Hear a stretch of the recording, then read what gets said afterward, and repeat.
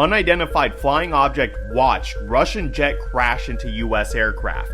This story's going to shock you. Some of you might know back in March there was a Russian jet that collided into a US Reaper drone. But the part you didn't know is that an orb-shaped UFO watched the entire event unfold. Let's analyze the footage.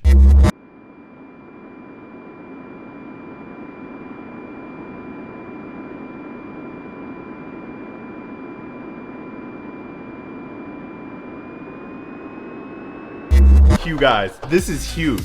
The sheer fact that the public was not briefed on a second craft tells me that the United States was unaware that there was a second object in the area, which means this obviously cannot be US tech. And that's terrifying because you can clearly see the UFO doesn't have wings or a visible means of propulsion. And I'm not sure what's worse, the object being extraterrestrial or super advanced Russian technology. Make sure to like and follow for real footage of the unknown.